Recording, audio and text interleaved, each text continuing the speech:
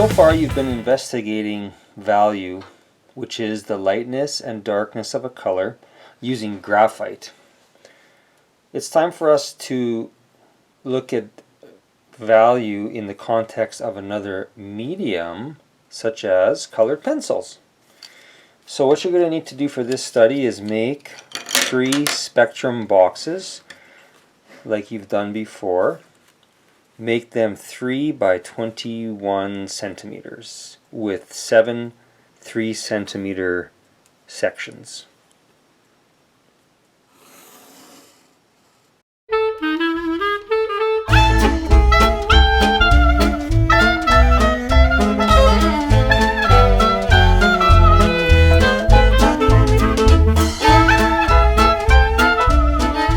There are my 3 spectrum boxes, 3 centimeters by 21 centimeters, each with 7 sections. I'm working in my sketchbooks because I like the quality of paper in the sketchbook, and it's going to work really well with the colored pencil. Choose one color to start with. I'm going to use this peacock blue, and I'm using Prismacolor color pencils. These are fantastic colored pencils, but you can do this study with any color pencil, any brand of color pencil. Start in, I'm going to work on in the first spectrum box at the top. I want you to start in the middle, and we're going to control the value of the color similar to how we did it with graphite by varying pressure. So I know that my middle square needs to be a middle value, and so I'm going to lay down some pigment in that box, not too light and not too dark. I am holding the colored pencil in this grip as opposed to with this grip, which is more like how I would hold the pencil if I was printing or writing. This enables me to use the side of the colored portion of the pencil to lay down a nice soft and consistent value. Make sure that the value is the same throughout the entire section so that that square is filled in with a consistent value. Let's move to the right to go lighter. So I'm going to create a lighter value simply by easing off on the pressure that I put on the colored pencil.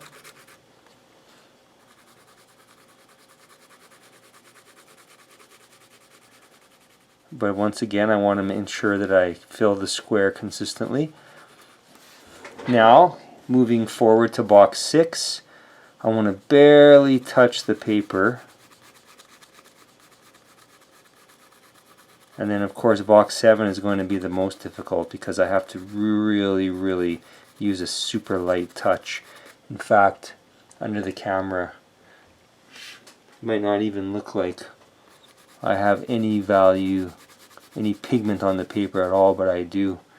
Now if you find that 2 of your squares are looking a little bit too similar, like I find like my 6 and 7 are a bit too close in value, and because remember the goal is to create a noticeable change in value from one square to the next. So I'm going to go back to my box 6. I'm going to darken the value a little bit by laying down more colored pencil, which means I have to go back to my box 5 and add a little bit more colored pencil to that section, and then of course I'll have to return to where I started from and darken box 1, 2, 3, 4. So we're creating these values by covering up more of the whiteness of the paper. However, I always want my colored pencil to have this soft and almost grainy appearance, because that's an indication that I haven't saturated the paper with the pigment. And so as I move to my box 3, I am going to make it look pretty much exactly like my box 4. I don't want to press any harder for instance, I don't want to do this, which is something that maybe that might have been an approach that you used when you were younger.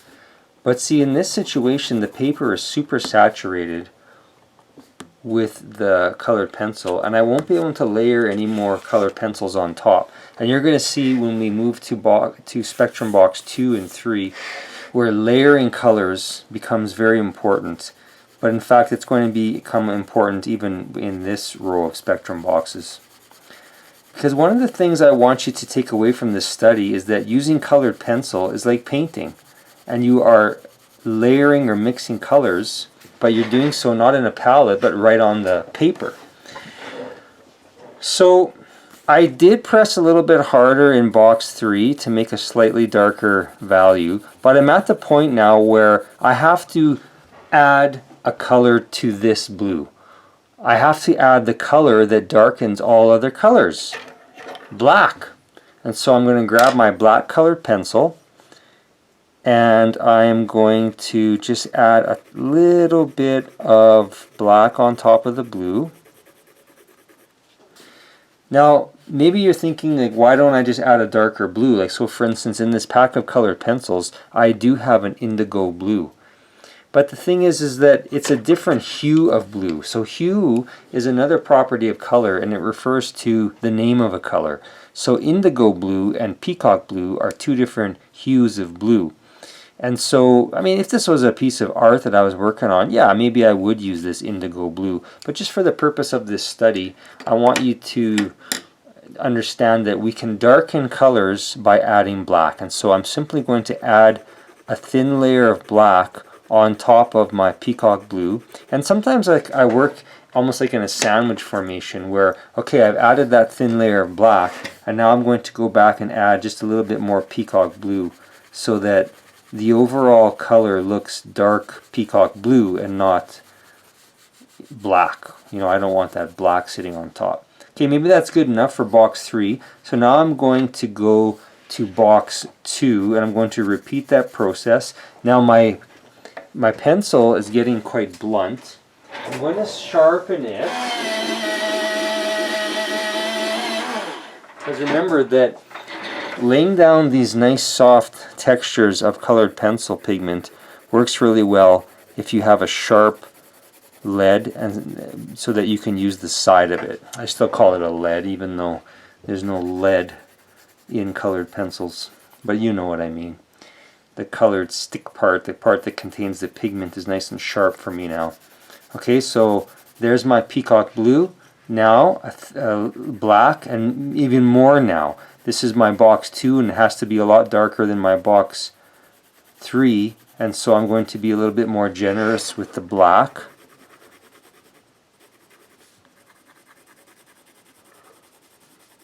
But I don't want it to look black, I want it to look dark peacock blue. And so I switched back to my peacock blue colored pencil, and I'm putting a layer of it on top of the black. So you see what I mean? I can build layers of pigment on top of the paper as long as I don't saturate the paper to the point where the teeth of the paper can't hold any more pigment. I think maybe that's good for my box 2. I'm going to move to my box 1 and add a generous amount of peacock blue, pressing fairly hard but not so hard that I'm going to saturate the paper, and then back to the black.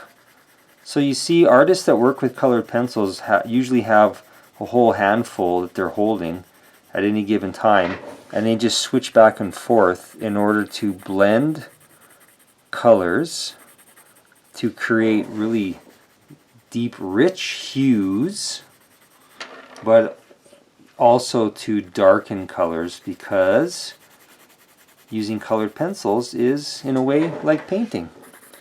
And so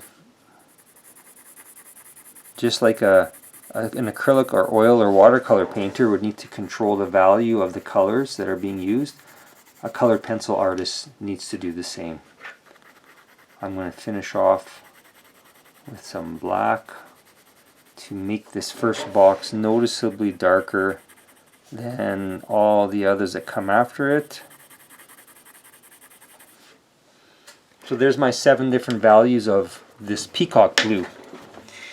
So that's what I want you to do in your top spectrum box, or row of spectrum boxes rather. Change the value of just one color. When you're finished, use that same color in the second row of boxes. However, I want you to first lay down an undercolor. So this is just to encourage you to think of colored pencils as a paint medium where you're layering colors in order to build really complex, rich, and deep hues. And that's going to help you build visual complexity in your artwork. So I'm going to use this beautiful color. Actually, no, sorry. I'm going to use this one. So it's still a beautiful color. It's brown, sienna brown. So I think this is going to look nice as an undercolor. So what I'm going to do in this situation is I am going to start in the center again and work towards the right. Maybe I'll go a little bit quicker this time. And I know that I'm going to get lighter and lighter and lighter and lighter as I move towards the right. So you see, that's what I've done even with this sienna brown. So in other words, I'm maintaining that same system where my middle squares are middle value, and then to the left they're going to get darker. So I'm pressing harder now. So I'm varying the pressure that I put on the pencil. And then of course when I went to the right initially, I was really careful not to press too hard with this sienna brown. So this is my undercolor, so it would be important that I don't saturate the paper for sure, because I know I have to add blue on top, and of course probably some black on the left side of the spectrum. So that's good enough for my undercolor, and now I'm going to use the blue. Same thing, start in the middle with my middle value. So in other words, I'm still working square by square.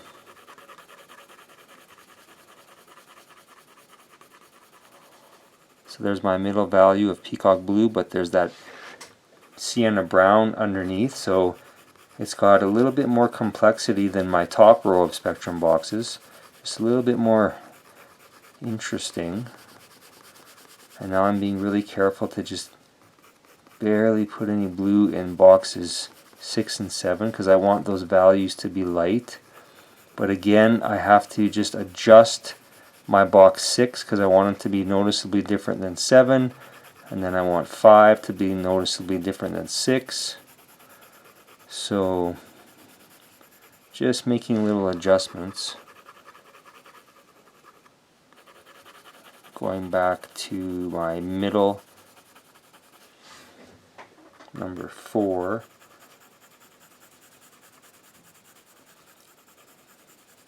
So I'm going to finish this off working towards the left, adding various amounts of blue and black over top of my sienna brown.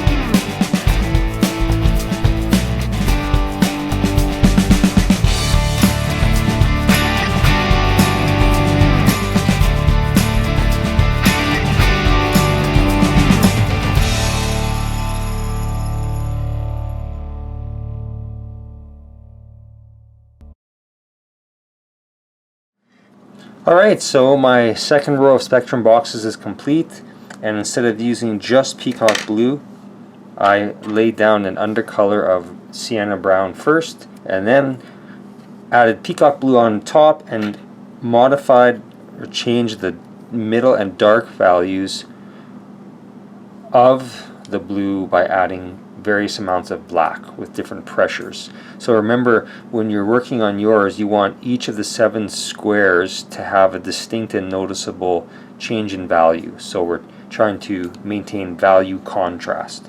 In the last row of Spectrum boxes, I want you to continue exploring the process of developing deep and rich hues. Hue is the name of a color, as a way to create visual complexity in your artwork by introducing a third color. So I want you to layer 3 colors. So here's a quick demo. I'll just work on the middle box. So I'm going to start this time with a color called Mulberry. Now remember, you don't want to saturate the white paper, so your first color shouldn't be don't put it on too thick, too heavy, but you do have to keep in mind the value that you're trying to achieve. So there's my box 4, here's my box 5. I went a little bit heavy on my 6, didn't I? Okay, so just kind of darken box 5 and 4. Went a little bit too heavy on my box 6, so watch out for that. It's hard to erase colored pencil. Okay, so that was Mulberry. Now I'm going to repeat what I did in the second row of Spectrum boxes. So I'm going to go back with my Sienna Brown and put a thin layer of Sienna Brown on top. I'm kind of ignoring the division lines, to be honest with you right now, but I'm thinking, I am keeping in mind the general values that I'm trying to achieve. So middle, in the middle, and then getting progressively lighter towards that far box 7. Okay, so there's my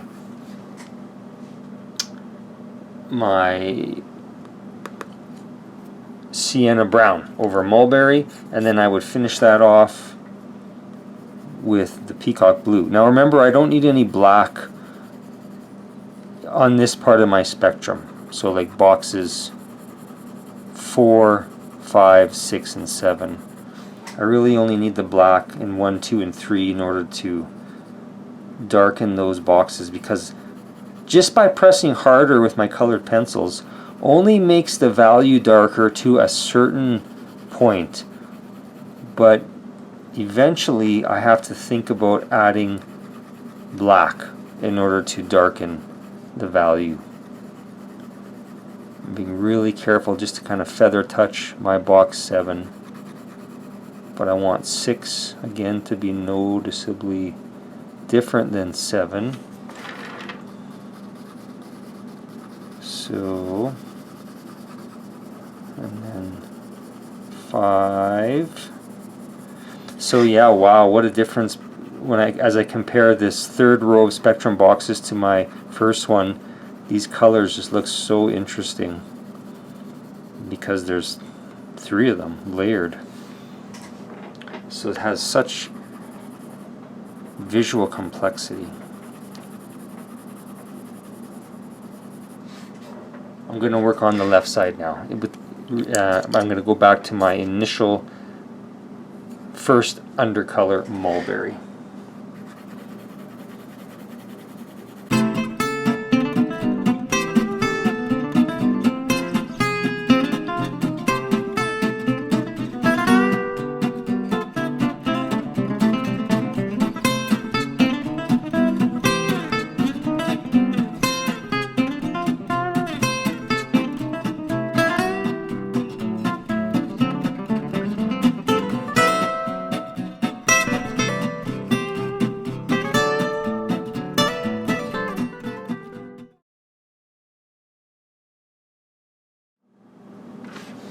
As I wrap up the far left side of this Spectrum box, I just want to remind you that I've got 4 colored pencils in my left hand here, and I just keep switching back and forth. So in other words, there's nothing wrong with me grabbing my second undercolor, the sienna brown, and adding a layer of it in this first box before putting a layer of blue down.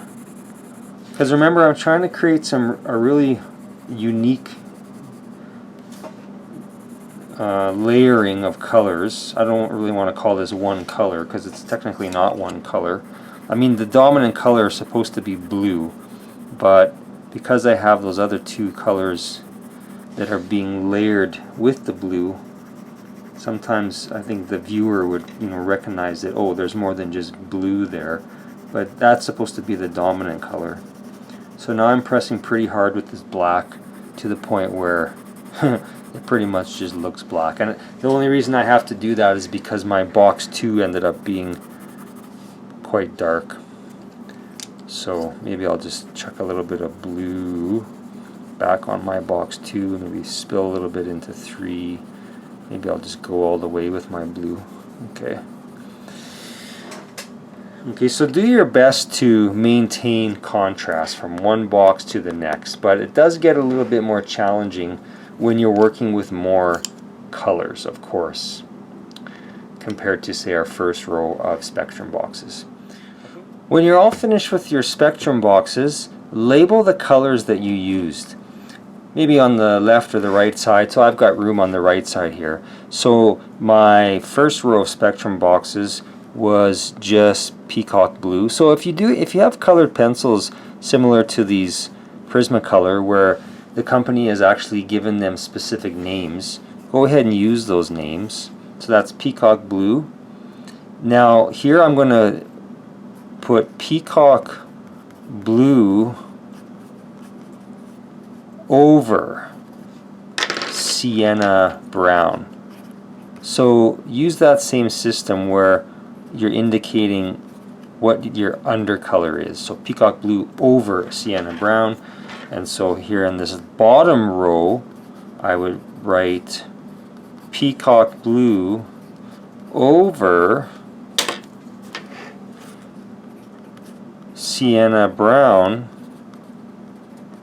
over mulberry, meaning mulberry was my bottom color. And then of course you don't have to indicate that you've used black because that's a given. Okay, so there you go. That's painting with colored pencil. That's one way you can develop a lot of visual complexity in your artwork. So have fun exploring those colored pencils and learning even more about value.